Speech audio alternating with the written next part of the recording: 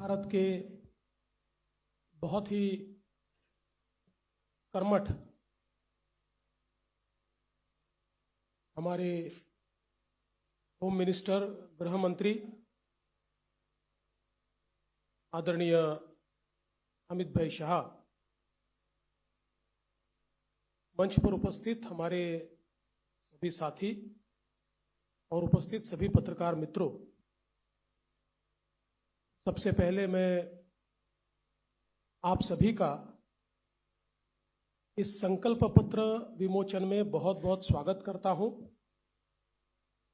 और हमें बहुत खुशी है कि जिनकी प्रेरणा से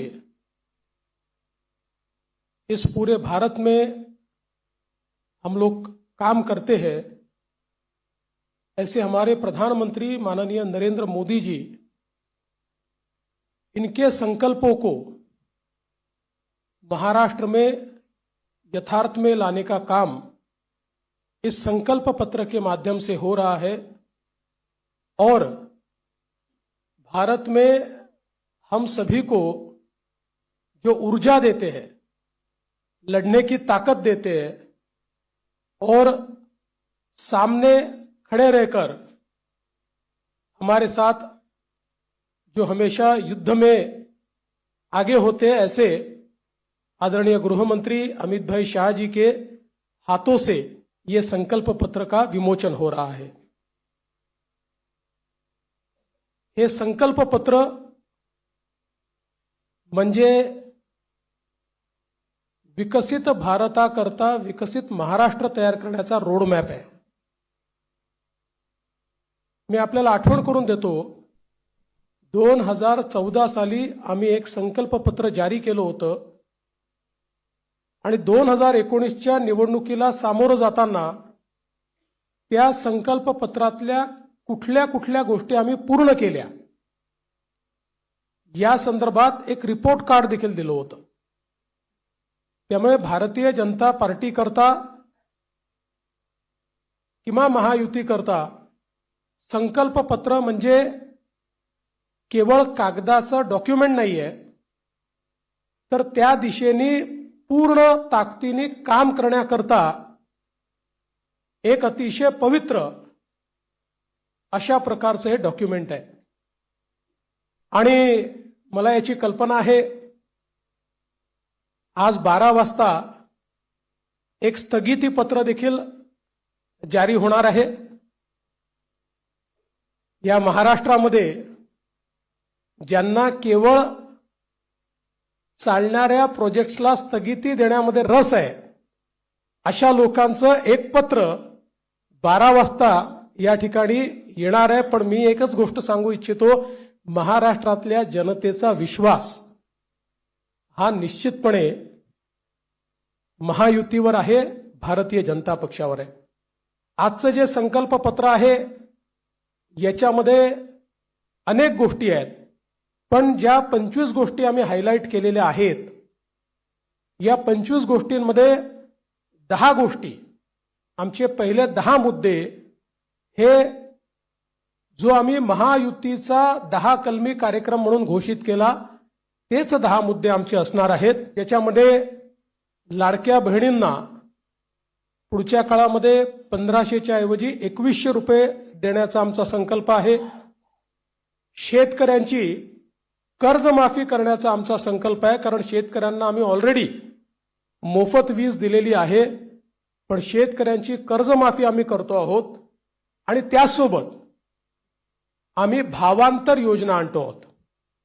म्हणजे हमी भावापेक्षा जर कमी भावामध्ये मार्केटची खरेदी सुरू झाली तर हमी भावाने खरेदी तर करूच, पण ज्या ठिकाणी हमी भावाने खरेदी होणार नाही त्या ठिकाणी भावांतर योजना राबवून जो काही मधला डिफरन्स आहे तो थेट शेतकऱ्याच्या खात्यामध्ये टाकण्याचा निर्णय आम्ही घेतलेला आहे। आणि हे आम्ही मागच्या वर्षी देखील करून दाखवलं।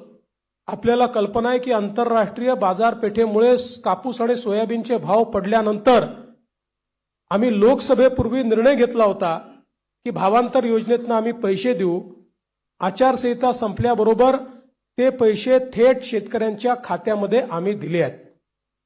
आम्ही या ठिकाणी प्रत्येक गरिबाला अन्न आणि निवाऱ्याचा हक्क हा देण्याचा निर्णय घेतलेला आहे. आणि जी वृद्ध पेन्शन योजना आपण चालवतो, ज्याच्यामध्ये 1500 रुपये आपण देतो, ते 1500 रुपयावरनं 2100 रुपये आपण करण्याचं ठरवलंय. किंबहुना अशा प्रकारच्या सहाय्यतेच्या जेवढ्या योजना आहेत, मागच्या काळामध्ये महायुतीच्या सरकारने 1500 रुपये केले होते, ते 1500 रुपयाचे 2100 रुपये आता पुन्हा महायुतीचं सरकार आल्यानंतर आम्ही त्या ठिकाणी करणार आहोत. यासोबत ज्या जीवनावश्यक वस्तू आहेत त्यांचे भाव स्थिर ठेवण्याकरता आम्ही त्या ठिकाणी मार्केट इंटरव्हेन्शन करणार आहोत. येत्या काळामध्ये 25 लाख रोजगाराची निर्मिती ही महाराष्ट्रामध्ये करण्याचं लक्ष्य आम्ही ठेवलंय. आत्ता ज्या गतिशीलतेनं महाराष्ट्रामध्ये औद्योगिकरण होत आहे आणि एफडीआय मध्ये देशाच्या 52% एफडीआय आपल्याकडे आलाय, मला विश्वास आहे की 25 लाख रोजगाराच्या संधी आम्ही तयार करू. आणि त्याचसोबत 10 लाख विद्यार्थ्यांना या ठिकाणी विद्यावेतनाच्या माध्यमातून आम्ही त्या ठिकाणी नोकऱ्या करण्याकरता किंवा त्यांना रोजगार देण्याकरता अग्रसर असणार आहोत. दुसरं, मागच्या 2.5 वर्षामध्ये आम्ही सरकारी नोकऱ्यांवरचा सगळा निर्बंध हटवून जवळपास 1 लाख पेक्षा जास्त, आम्ही 75,000 घोषणा केली होती, पण 1 लाख पेक्षा जास्त नोकऱ्या या सरकारी क्षेत्रामध्ये त्या ठिकाणी दिलेल्या आहेत. आणि यासोबत आमचा प्रयत्न आहे की जो गरीब किंवा मध्यमवर्गीय आहे याला सौर आणि अक्षय ऊर्जेचा वापर करून त्याच्या वीज बिलामध्ये 30% सूट हे आम्ही त्याला देण्याचा प्रयत्न करणार आहोत. त्यासोबत सरकार स्थापनेच्या 100 दिवसामध्ये विजन महाराष्ट्र 2029 अशा प्रकारचं एक विजन डॉक्युमेंट हे आम्ही तयार करू.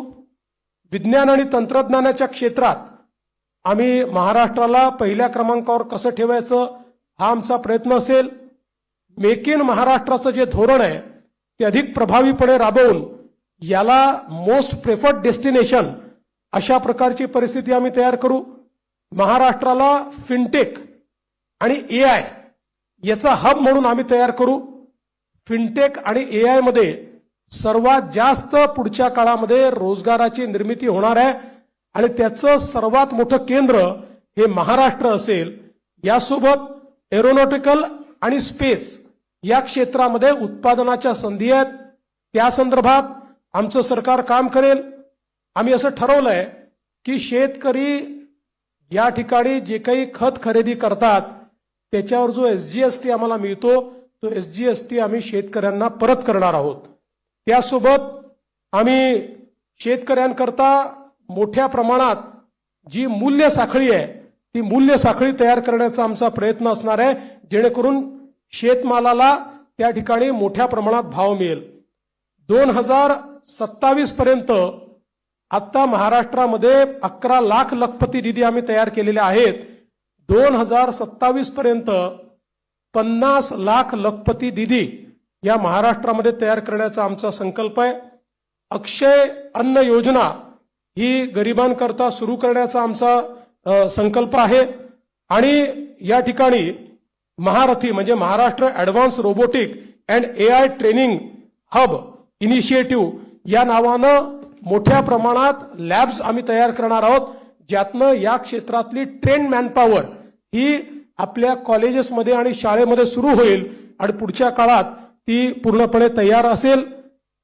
महाराष्ट्रामध्ये कौशल्य जनगणना आम्ही करणार आहोत, स्किल सेन्सस, आणि त्या स्किल सेन्ससच्या आधारावर वेगवेगळ्या सेक्टरमध्ये कुठे इंटरव्हेन्शन करण्याची गरज आहे आणि कशा प्रकारे त्या स्किलचा वापर करण्याची गरज आहे याचा प्रयत्न आम्ही करणार आहोत.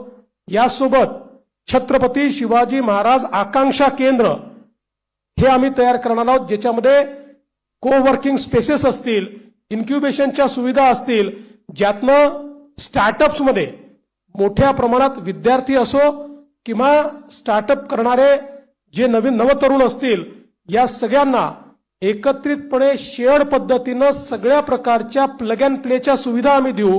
त्यांना इन्व्हेस्टमेंट न करता आपला व्यवसाय हा त्या ठिकाणी सुरू करता येईल.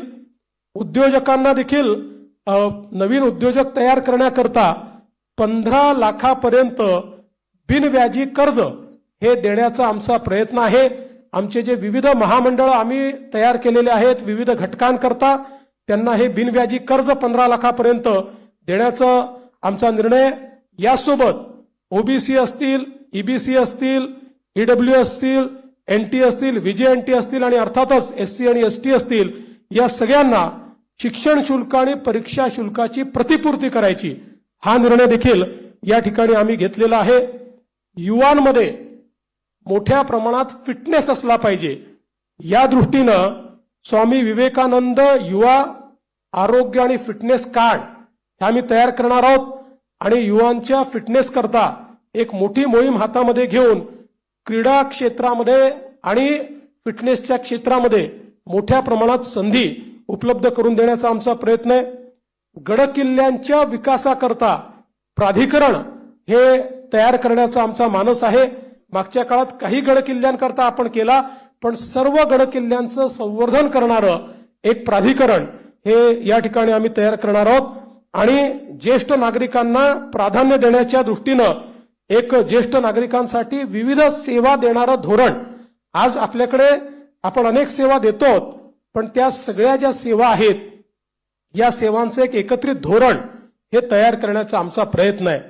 एकूणच जर आपण विचार केला तर प्रधानमंत्री महोदयांनी आपल्याला जो काही संदेश या ठिकाणी दिलाय की गरीब, शेतकरी, महिला आणि युवा हे जे 4 घटक आहेत जे विकसित भारत तयार करणार आहेत, या 4 घटकांना समोर ठेवून आणि त्यांच्यासोबत सिनियर सिटीजन्सला सोबत ठेवून सर्व जाती धर्माचे लोक हे या ठिकाणी आमच्या योजनांमुळे लाभान्वित होतील अशा प्रकारचं एक संकल्पपत्र तयार केलंय. जे मूळ आमचं डॉक्युमेंट आहे याच्यामध्ये सगळ्या क्षेत्रांचा रोडमॅप देखील आम्ही दिलेला आहे. त्या क्षेत्रांमध्ये काय होणार आहे हे देखील आम्ही सांगितलेलं आहे. आता मी त्यातले फक्त 25 हायलाइट आपल्याला सांगितलेले आहेत.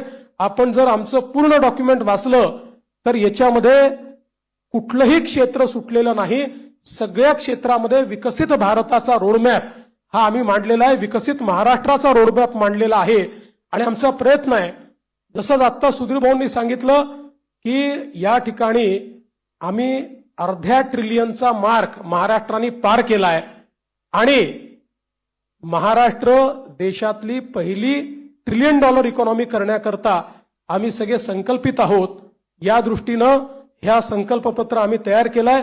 हे संकल्पपत्र तयार करण्याकरता सन्माननीय सुधीरभाऊ मुनगंटीवार आणि विनयजी सहस्त्रबुद्धे यांच्यासोबत ज्या टीमने काम केलं त्या टीमचं मी मनापासून आभार मानतो.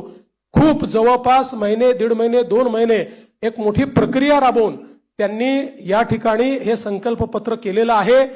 आणि 2029च्या निवडणुकीला जेव्हा सामोरे जाऊ त्यावेळी या संकल्पपत्रासोबत एक रिपोर्ट आम्ही देऊ की या संकल्पपत्रात काय सांगितलं होतं आणि आम्ही काय काय पूर्ण केलं, अशा प्रकारचा रिपोर्ट देखील आम्ही आपल्या समोर ठेवू. खूप खूप धन्यवाद.